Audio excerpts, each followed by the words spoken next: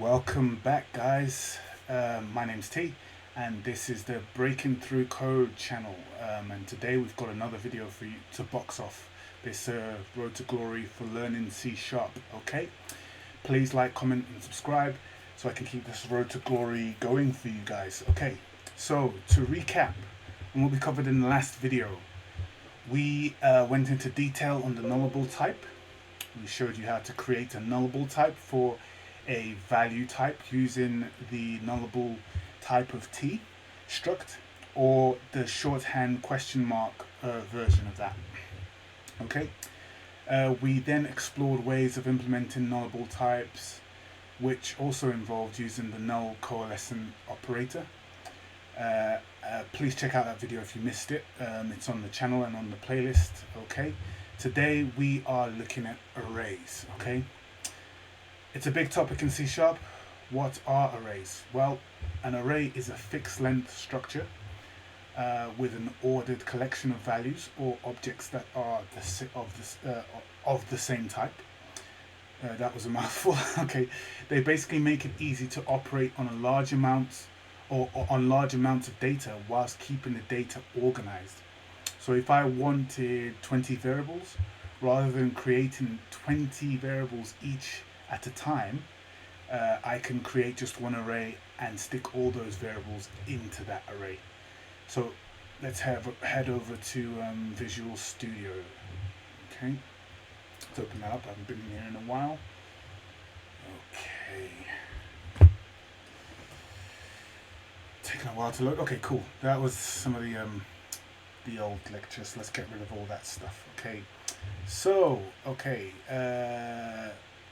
Now we're in Visual Studio. Let's see how we can solve this dilemma that we've created in terms of creating multiple variables to store multiple numbers. So I want to store 3 numbers, right? Okay, so this will be the first 3 prime numbers. Okay, so prime numbers are basically divisible by itself and 1 with no remainder. Okay, so I would have to declare 3 integers in order to store those 3 values, the first 3 prime number values. Okay, so so let's have a go and see how we can do that. So the long way would be like this: int number 1 equals 2, so that's the first prime number. The second one would be int number 2, which will equal 3. IntelliSense is doing it for me. Int number 3, but obviously 4 is not a prime number, so but 5 is, because 5 is divisible by 1 and itself. Okay, so I mean that wasn't extremely difficult, but obviously when we increase the numbers, if I was to go, keep on typing, you'd start to see, where the difficulty would come in, as the amount of numbers we want to store grows. Obviously that's going to be an issue. So, well, there's a way. That's where obviously arrays come in to simplify this. Okay, so let's create an array that will store these 3 numbers. Okay, so how do we do that? So what we need to do is we need to first declare the array. So we'll say integer or int, and then we use the square brackets to indicate that it's an array. Okay, and then we're going to call it. Actually, let's leave a space in between that. We'll call it prime numbers. Okay, and then on the other side of the equals, we want to specify the size of the array we need in order to store the type of values we want. So in this case, we say new, and then we've got IntelliSense there, int. Okay, square brackets array. Okay, and in the square brackets we can say we want to store 3 values. Okay, and then we just put a semicolon there, and that's it. So now we've indicated we want to store 3 values in an int of type int in this array called prime numbers. Okay, it's as easy as that if we need to do that. Okay, cool. But how do we put the data we need into the array? Well, array arrays or array elements in C# are labeled incrementally, and they start at 0 for the first element. Okay, so to assign a value to the first element in our array, we would say, well, we simply do this. IntelliSense is doing all the work for me.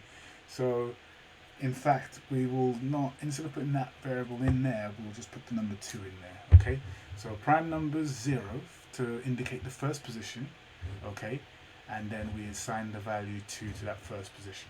Okay, and then if we want to store the next number, we can simply go prime number 1 or prime numbers and position 1 equals, and then we want a prime number in the second position, and that's 3.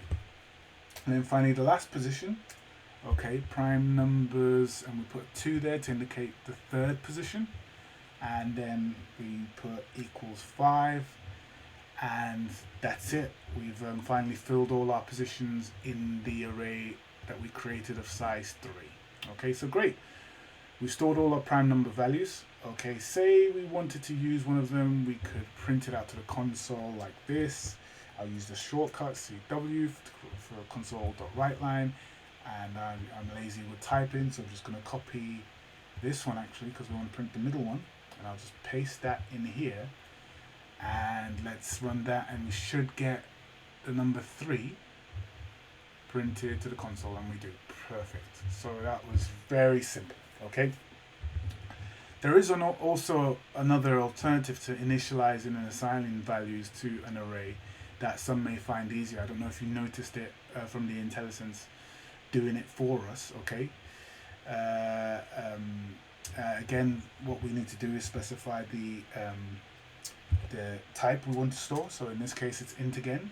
It's an int array. Okay, with square brackets, we're saying that, but this time we want to store composite numbers. Okay. Oh, I didn't camel case that. Numbers. There we go. Equals. Okay. Then we specify the curly braces after the equal sign. Okay. So we can do that now.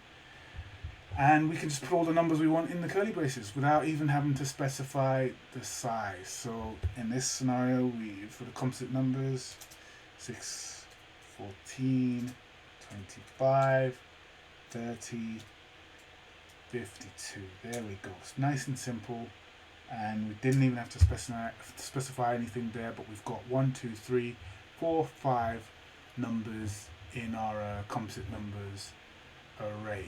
Okay, now obviously you can guess how to print each number out of that. Okay, so let's say we wanted to print the third number, this number here. Can you guys guess how we're going to do that? So obviously we need to do a console.writeLine first.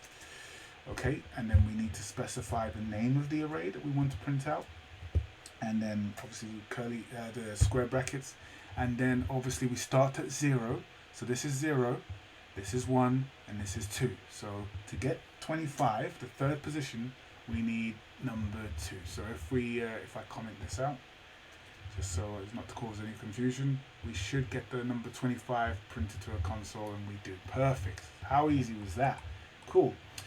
So let's hop back over to our PowerPoint, and we can have a chat about the positives and negatives of using an array. Okay, so the advantages of using an array. So advantage number 1, we can store multiple values of the same type by just using one single array. So as I showed you, without having to declare loads of different loads of integer values, we can just bund them all up into an array, and there you go, it's all sorted. It's pretty easy to use for a lot of if we have a lot of numbers we want to store. It's pretty easy to use, and it's pretty easy to implement and understand if you're a beginner to programming. Okay, it's memory efficient as well, because the size is known at compile time. Memory management is a concept you will have to consider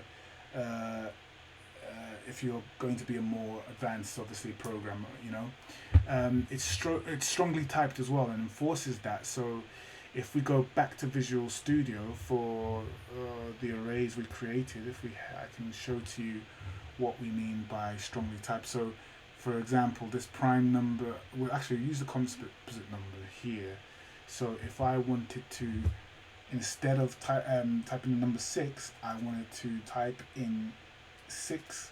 As you can see, it's the compiler's not happy with that because it doesn't. This array doesn't accept string values. It's strongly typed towards integer values, and this is a string entry here. So let's remove that and we're back to normal again. Okay. Now the disadvantages of arrays are obviously the size of the array is fixed. This means we can never increase or decrease the size of the array after it's created. So if we head back to Visual Studio again, okay, and we add another array, add another value to it. So let's get rid of this for a second. Control KC, shortcut to comment all the stuff that we've highlighted. Okay, so if I then with this array we created here of prime numbers, we said that the prime numbers array had a storage amount of 3, so it accepts 3 values.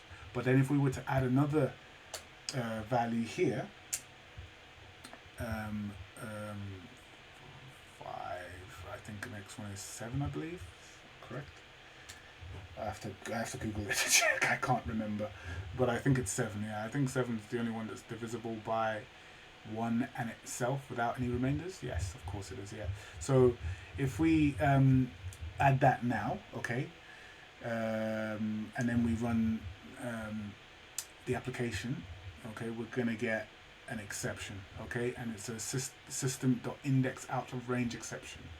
So this is because we've tried to add another value to the array when all the slots have been basically taken up, so it throws this exception that we can't do that because it's trying to add something when there isn't any space left, basically.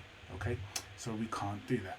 Okay, so in order to get around that, we would have to create a new array with a larger size and copy the old array over in order to extend the size. And obviously creating an array allocates memory. If we leave some of the array we allocated unused, the extra memory is wasted. Whereas if we don't create an array big enough for what we need, we will also have issues. Okay, so that's pretty much an intro into arrays. Okay, collections and things that are associated with that is a big topic in C#, and we'll cover that in later videos. Hopefully you liked the video today. If you did, please smash the like button. If you learned something, please comment below, and if you want to learn more, please subscribe, guys. See you in the next video, guys. Have a great day.